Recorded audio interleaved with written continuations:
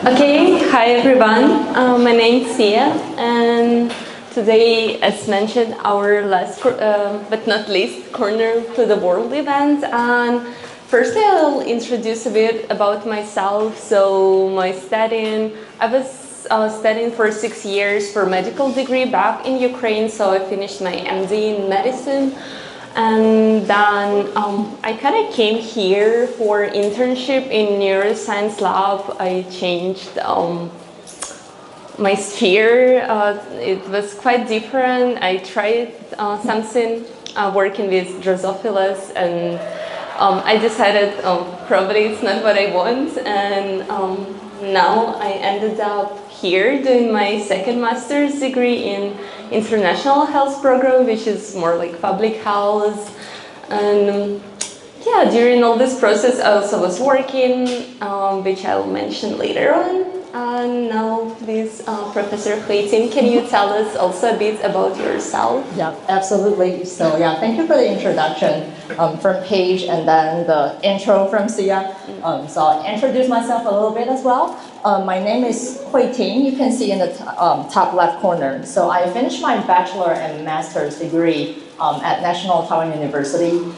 And then I worked as a clinical physical therapist for about 3 years and then decided I want to pursue a academic, more research path of this profession.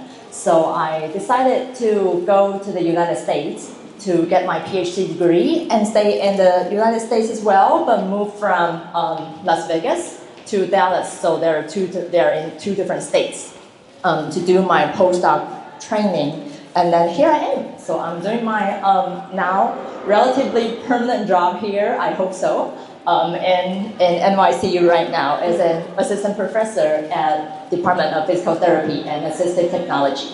So yeah, that's kind of my path.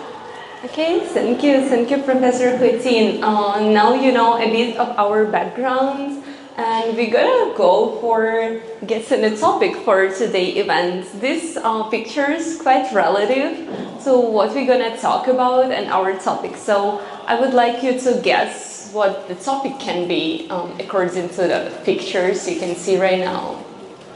Any guess? If it's about the concept about online speaking,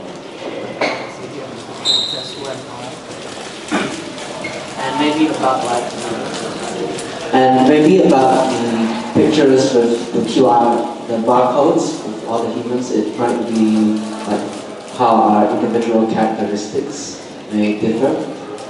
What are our inner traits? What makes us unique? That can also be said about the picture at the bottom right. And about the one on the bottom left, it could also be like who is manipulating our personalities, like perhaps like different social celebrities, the media, stuff like that. Yeah, true. Thank you for your guess. It's quite precise. Yeah, and the topic is actually to live your life for yourself or for others. So yeah, basically it's answering the question who I am, and is it like I'm following my own path, or am I following the path that society dictates me? And yeah, am I doing what I want? Am I who I am, or am I who others want me to be?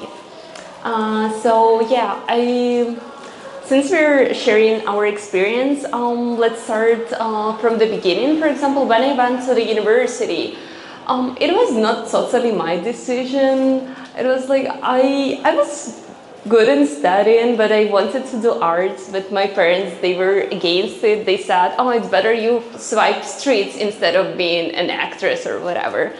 So I ended up choosing medicine, and in the beginning I didn't like it at all. I was so disappointed. I was like, no, it's not what I want. But because my parents, they were just like, you should do it, you already started, and I just was following what they were saying. And yeah, it's somehow I started this path. And now I'm curious about Professor Huitin. Was it like your decision to choose physical therapy? Did you have any other options? And yeah, how come you chose this path? Hi. So yeah, because you can see from my past academic experience. So basically, I started from bachelor to master to PhD. It's all I dedicated all my time in the profession of physical therapy. So it's pretty obvious, but honestly, when I about to enter the college, physical therapy was not really my top choice. So at that time when we sent out the college application, 填志愿, my top priority, my top choice was the Department of Life Science. And it was my dad to change the order of my top and second choices. So ended up I went to the Department of Physical Therapy rather than Life Science. So now I still joke with my dad that if I go to Life Science, I can probably be a billionaire right now because all the companies that are based on life science, they're all super rich. And now I'm a regular person staying here comparing to all the rich guys. So, but that was a joke. Ended up, I think I like physical therapy very much after I know the profession much more throughout the 4 years training at National Taiwan University.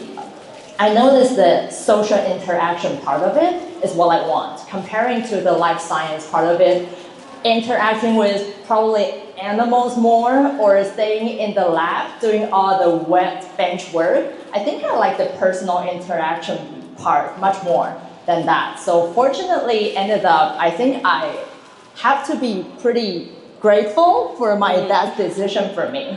So yeah, that's how I ended up going to this profession. Oh, okay, I see. Thank you for sharing. And now we would like to ask to group you in groups with people you sit nearby and talk regarding the question, was it your decision to choose this major? And if you could, would you change it right now? Like if you can go back, I know it's impossible, but let's just assume. Would you do something different? And then we'll ask a few people to share general thoughts that you discussed. So yeah, please, you can group together and you can talk together just as more comfortable for you. Yeah, just share with your neighbors about how you decided your major.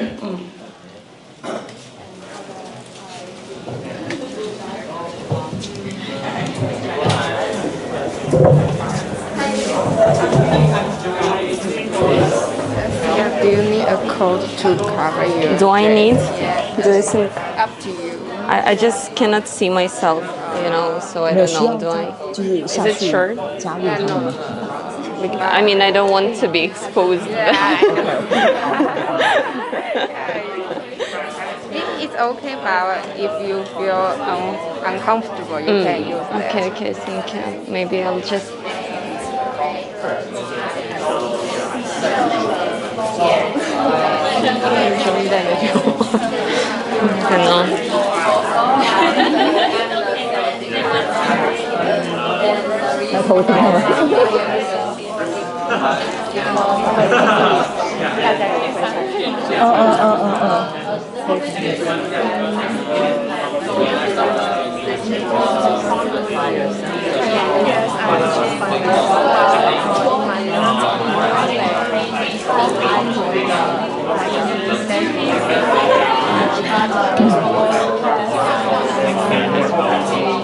Is that that's your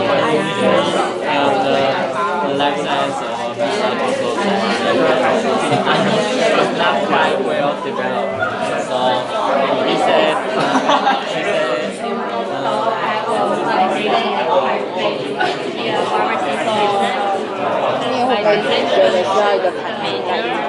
还好，应该还好，因为我拳头还算长，还行。对，谢谢。好，这样也许这样裙子比较短，可能。OK。好。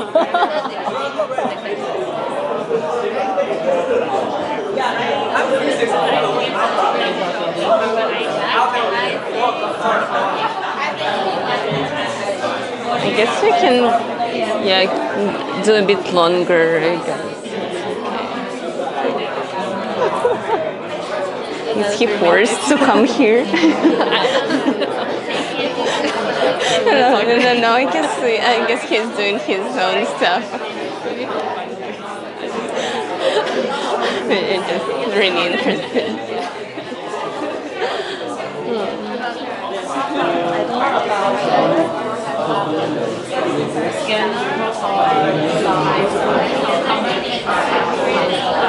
imaging. But if I study in department of pharmacy, I can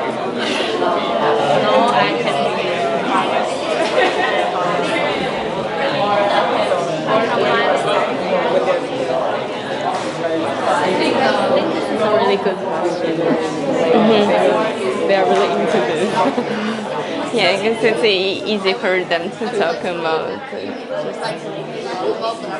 I wanted to play volleyball like for the rest of my life. Just like my parents also told me that.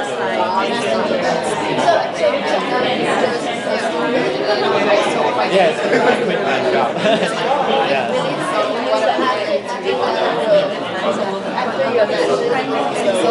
I like it. I'm not very sure because this maybe is the way. Doctor is better, you know? It's like the doctor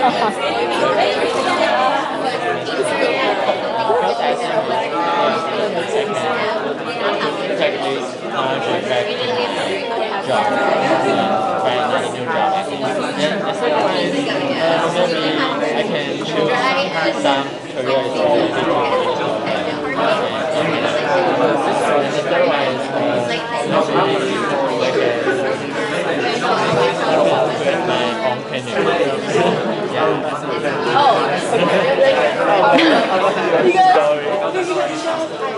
clinic. I don't know. It depends what time is it now. 13. Okay, I guess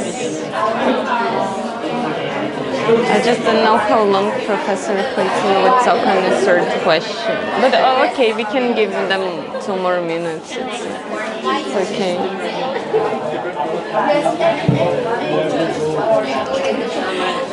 Or do you want to remind them 1 more minute left?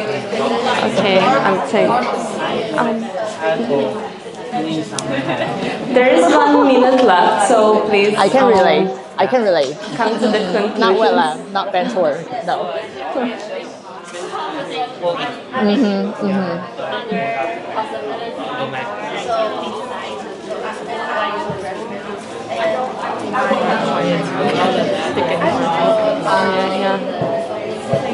Maybe because some groups are smaller and some bigger, that's why probably some people are.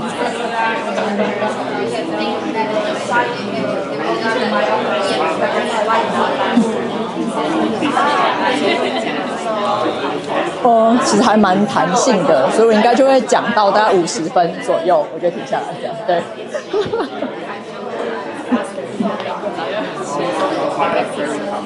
OK。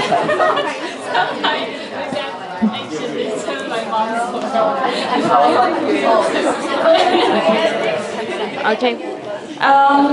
Time's up. Time's up. Please, everyone, turn back. And is there anyone who wanna share what you guys talk about? Any volunteers? Or am I gonna decide myself? Anyone? Anyone? Yeah. Okay. Thank you. Here you go. In my case, I choose my major is just based on the score I get, and so there's a series of requirements I can accept that, and I just sort it by the score, and then choose the highest one I can get it. Would you like to change your mind if you got a chance once again, or do you like it now?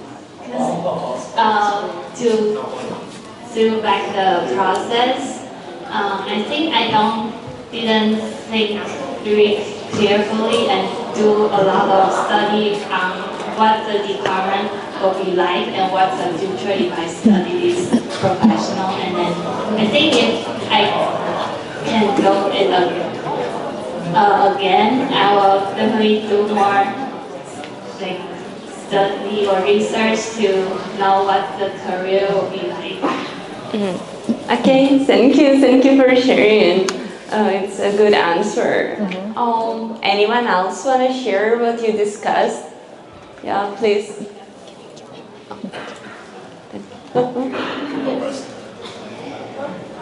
The person here in the hat. Hello, my experience is quite same with Professor Shi. I was a physical therapist. I work in hospital, and now my major is health management in that department. Yeah, because I want to combine my past experience with health management science to figure out some issue that is very different from physical therapies. It's about the system and about the rules from our career, because after I get in my department, I found out that much more issue is for doctor and nurse, not for physical therapists. And with my experience during my working, I think that role is not much matched with our career. Yeah, and sure, I'm saying that my experience is quite very similar, because first time I want to study in biological science, the same. But my high school teacher said, "Oh, you know, in Taiwan, if you study in biological science, maybe you know the development is quite long, but not quite well in Taiwan." That time he said. So he suggested me to study in physical therapies. But after I get in, I think, oh, physical therapy is quite interesting and can help people get well. Thank you. Thank you. So what you're doing right now, you like it more?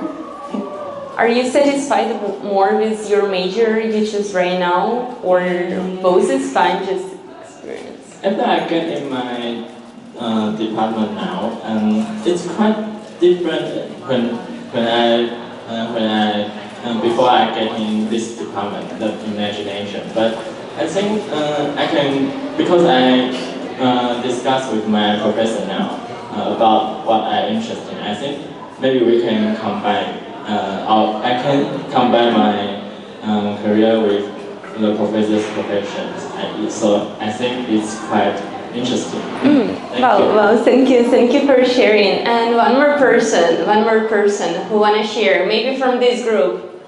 I saw you had a nice discussion as well. Anyone? How about? Great, thank you. I choose my major based on my own interest and from my parents' opinion.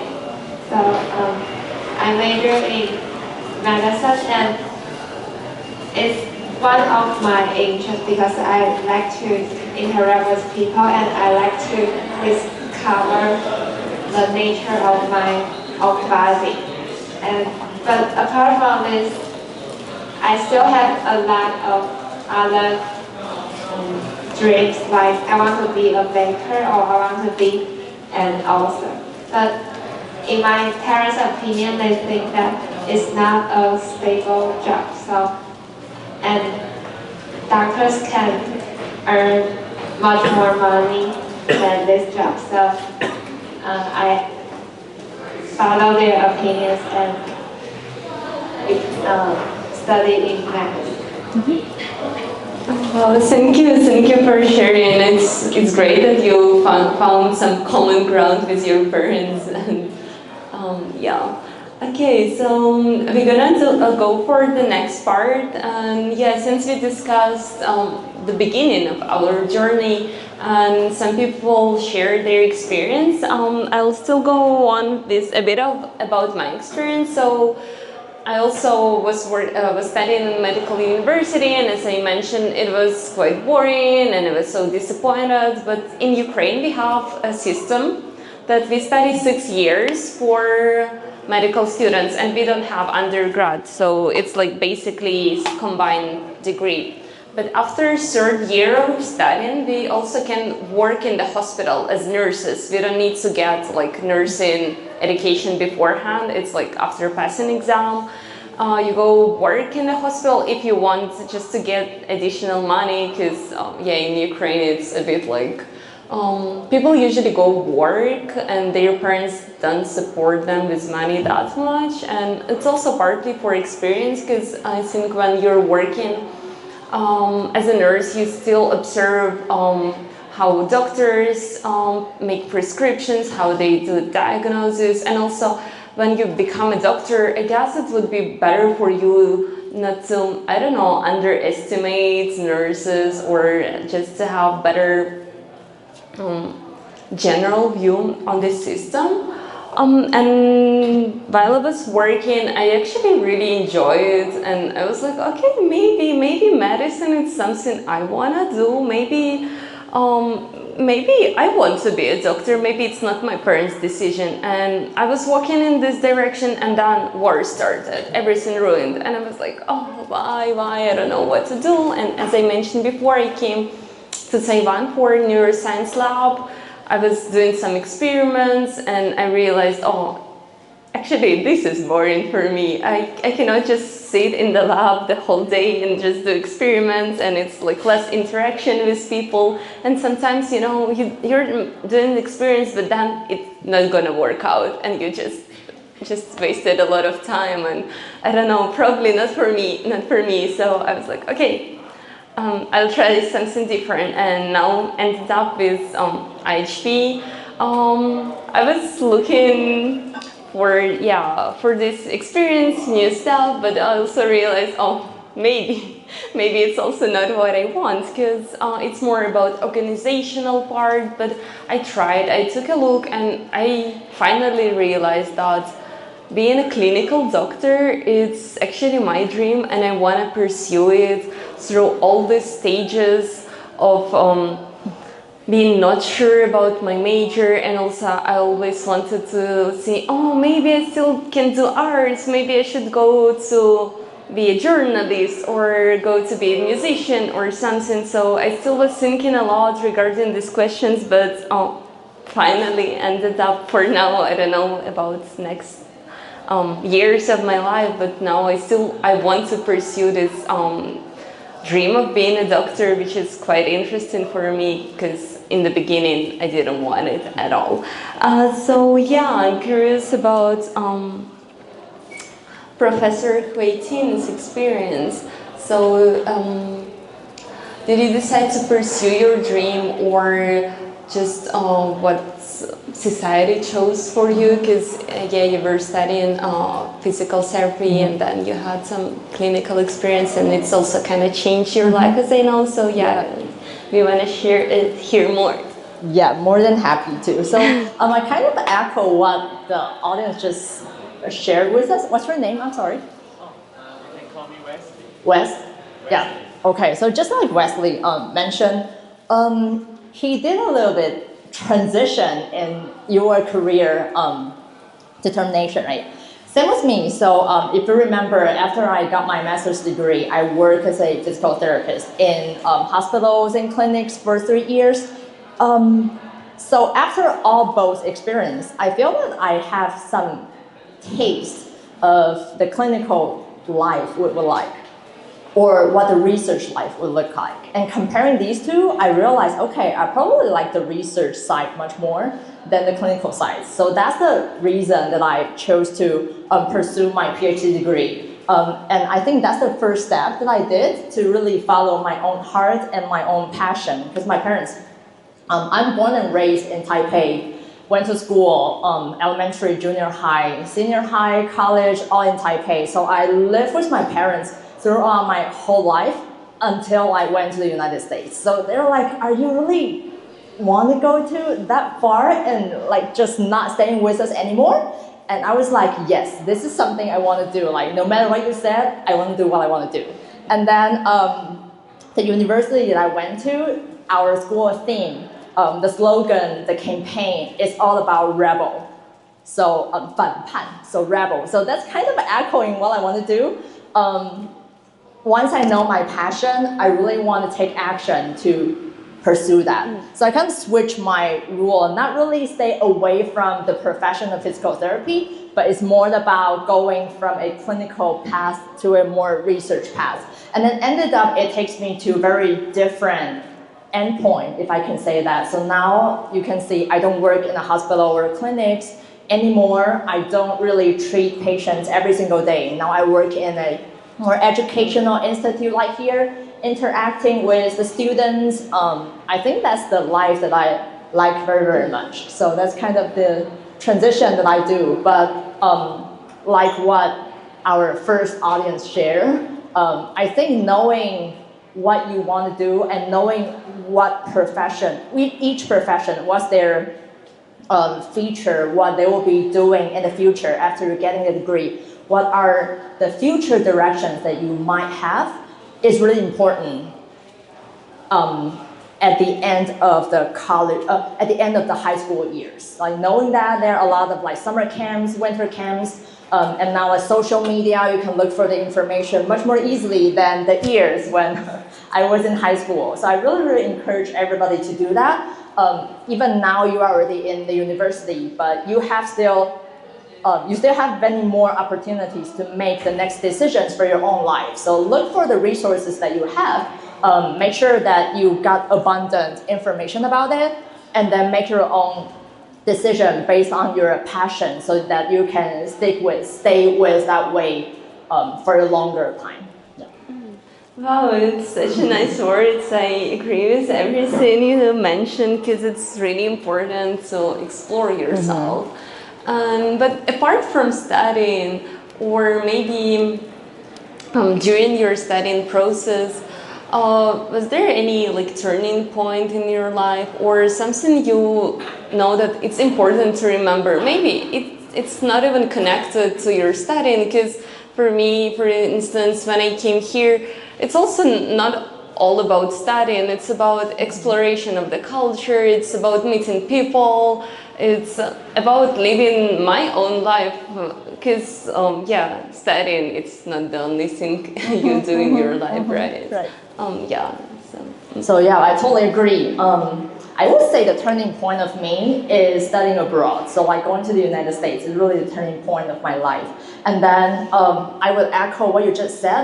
We are a holistic person. So we have many different aspects of ourselves. We're not just a thin personality, but just like you said, the personal traits, characteristics may change throughout your life, and that may determine what decisions that you make. So the turning point and the things that I would like to share is about the life that I had in the United States and how they changed me. In the past, I was kind of that good student and behave girls in my family. So I go to school, take good scores from the exams, go to bed before 12 and get up before 8, those kind of lives. It's fairly okay, but it's not that fun. And I kind of explore the inner side of myself in the United States and experiencing very different things. So the left point over there in Nevada is where I went to for my PhD degree. And then the Texas, the Dallas, is where I did my postdoctoral training. So, okay, I didn't have my driver's license until I went to the United States. So that was the first time that I drive on the road, and I almost got a super serious accident because I'm just too bad at driving initially. And then I was alone over there. Some people are speaking English that I don't fully understand. The police just pulled off me from the highway. I got a ticket, which is super expensive. And everything all happened when I was alone over there. So I don't have anybody like insurance company to call. I don't even know how to call and how to explain to them what's happening right here. But I have to deal with all the situations by myself. And then moving by myself, the moving from one state to the other state is totally different from moving from Taichung to Taipei or from Kaohsiung to Taipei, come here. That's very different. Like the drive is 2-day, 12-hour drive, and it's all like by yourself. Things like that, and you have to move things around, furnitures, all by myself, because I was too poor to hire any company to do that for me. So I have to do it alone. it was really tough, but after that, I realized, oh, that's something that changed me. So life in the United States, honestly, it's really tough, but I can see I'm becoming a stronger person after all those tough experiences. So this is a super, so it's notorious in the United States. Here is DMV, is Department of Motor Vehicle, 监理所. So if I move from one state to another, I have to re-register my car. And then they have very, very limited walking capacity. So I have to be there in the 3 a.m. so that I can get my license done early enough so I don't get ticket on the road. I don't be a illegal driver over there. And I have to do it for like consecutive 3 days doing it. I was like, why am I here like in a chilly day, like a stray dog staying up outside of the DMV for 3 days, 3 a.m., that's ridiculous. Why am I not just staying in the home? And then that was my car. One day in the morning, I woke up and noticed all the 4 wheels were stolen. All of them. And you see the brakes, right? So what I have to do is cancel all my participant scheduled meetings that day. I went to the shop to purchase the wheels and rails, super expensive. And then I have to put them all on by myself. Can you imagine that? Like now in Taiwan, you can just call somebody to do that for you. But I don't have anybody to do that for me. I can only do it. Oh, that's rely on impressive myself. that you did it yourself. That's Wow. why I had a picture. it was disaster, but you know, it's kind of a bittersweet memory that you know that you'll reserve that for your whole life. Things like that, which I like a lot. But it's not always painful. After all these, I realized, okay, I'm now a much more independent person. I could probably try a lot of solo trip by myself. So I now will plan like a 7-10 days trip, just drive out, do this road trip in the States. It's Yellowstone. I did all the trips all by myself, taking pictures, do the campings, do all the backpacking. I will stay in places without any internet, without any phone signals for 3-10 days. And then I have to like find the rivers for my own water and then cook for myself, things like that. Wow. So it's kind of torturing myself, but also I'm enjoying this type of life. And it's something not super common in Taiwan. And I can see if I stay in Taiwan, I'll probably never do that.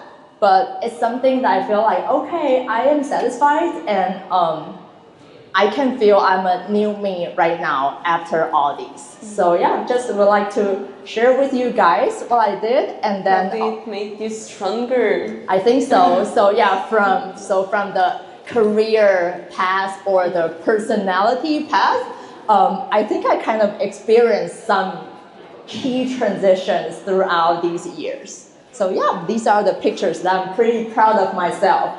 Handling all the trips and then taking all the pictures. And it looks so professional. Like thank you very much.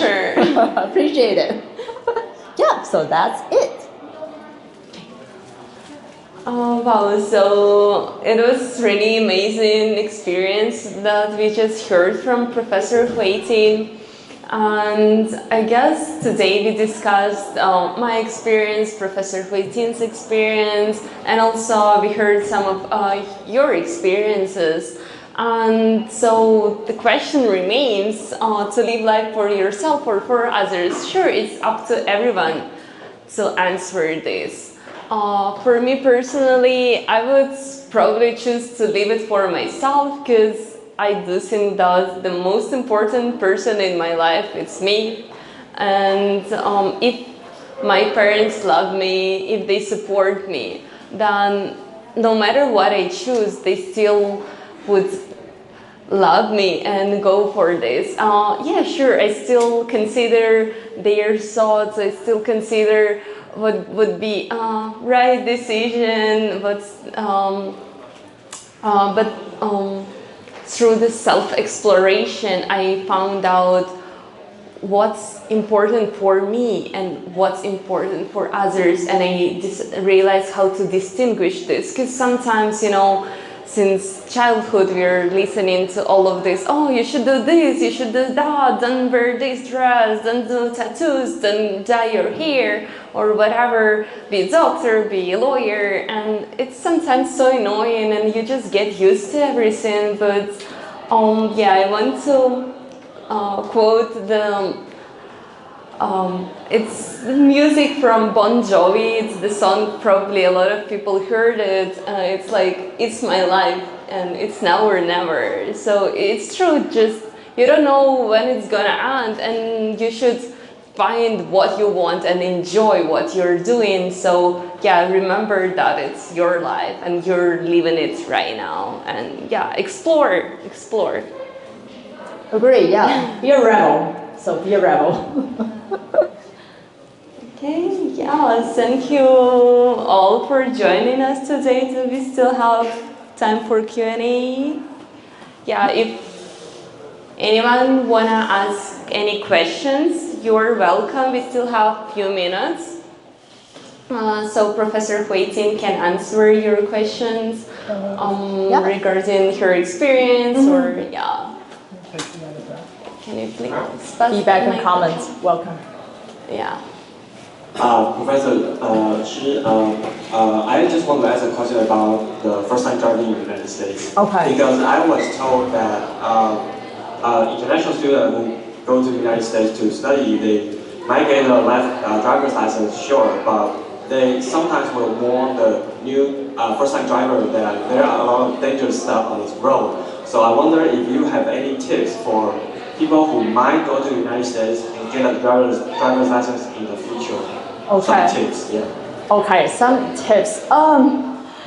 The first tip, my experience is kind of the returns. So I get to drive in the US and then come back drive in Taiwan. So it's kind of reverse, but if you have any experience driving in Taiwan, I think the tips that I would give everybody, driving in the US, you have to follow the rules. There's no exception. You have to.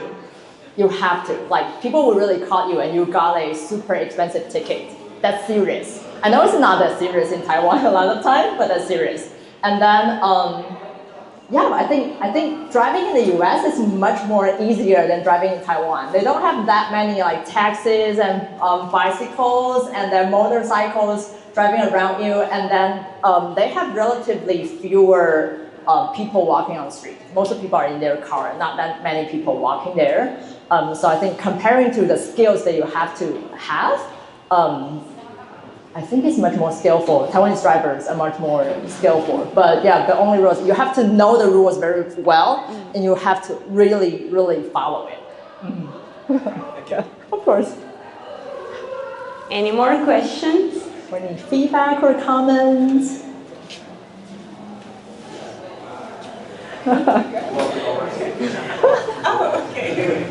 Okay, hi Professor Hui-Tin. Oh, yes. Yeah, okay. I think you mentioned that you did both your PhD and your postdoc in the US, but then you finally decided to come back to Taiwan. Yes. So I'm also like contemplating on the same thing. Oh, I see. Yeah, like I don't really like know where where to go, if I should go back home after I finish my PhD. So like I guess like what was like the most the thing that made you decide to come back to Taiwan after your postdoc? Okay, wow, that's a very good but very hard question that I get every time. I would say the first thing is about the family. Like, I would say almost impossible for my parents to move to the US because they stay here for their whole life. It's impossible for them to do that. And I can see they're getting older and older. There will be some health issues for them, probably in the near future. I don't want to be noticed by my siblings when they're sick. I want to be by themselves when they really need me. So I would say that's the major reason of it. And then the other thing, I'm not trying to flatter like NRCU, but the job here is my top priority. So if I got accepted in other places, probably I won't really come back. But then because I got accepted here, I was like, yeah, then might worth it trying it, doing it here. So I think that also it's both of them. Like my families are here, and I got pretty good opportunity that I think worth trying here. So yeah, I would say I'm probably pretty lucky, and not sure if that's helpful for you. yeah. And then. Hi, I would like to ask, like, as a female solo traveler, did you feel safe traveling in the States by yourself and also like in the middle of nowhere? And how did you decide where to go? Okay, I'll answer the last question first. So I am collecting all the national parks in the US, seriously. So that's how I decided where I want to go. So I would just look for those national parks that nearest me. So most of the pictures are from one or a few of the national parks. That's the reason. If I feel safe, yes, I think I feel pretty safe in the middle of nowhere. I honestly feel less safe when I was in the city. Especially those big cities. The only time when I feel unsafe is when I bumped into a black bear with her cubs. I was like, okay, I'm sorry. I don't want to interrupt you guys. But then that's also like, now I have some knowledge like how to deal with them. Like you have to make yourself big. You have to bring the bear bells with you. You have to prepare the sprays. That's probably useless knowledge for people in Taiwan, but I feel like, I know something interesting. I'm pretty proud of myself. Those are the things that I like a lot. So yeah, if just traveling in the natural places, yeah, I think it's pretty safe. You have to do certain preparations for that. So you have to bring like GPS phones for like emergency situation. But in terms of like encountering like dangerous, suspicious people, never. Probably I'm lucky once again. I don't know. Thank you. Yeah, for sure. Yeah. Okay, so Professor Huiting, I want to ask, other than the driver's license, so have you experienced any other types of like culture shock in the US, or like any difficulties when you first arrived? You mean other than the driving? And you said contrast, did I hear it right? Could you repeat that? Yeah, for sure. Contrast. Yeah, I guess it was cultural shock. Oh, cultural shock, I'm sorry. Yeah, culture shock for sure. I think the overall path in the United States, people's life path, is much slower compared to Taiwan. And it's bi-directional. What I mean bi-directional is when you go to like apply for bank account, for say like driver's license, everything is super slow. You have to reserve whole day, staying there for 4 or 5 hours, just sitting there waiting. But in the meantime, they won't rush you. Like when somebody needs something from me, I typically get pretty enough time, like 1 or 2 weeks to get things done and then get back to people. In Taiwan, it's totally the opposite. Everything is super efficient, right? Like you have to go to a 15 minutes, everything is done. You can go to the bank, and then 30 minutes, your new bank account is ready. But then in the meantime, everything is in a faster path and in a more rush path. I see you're nodding.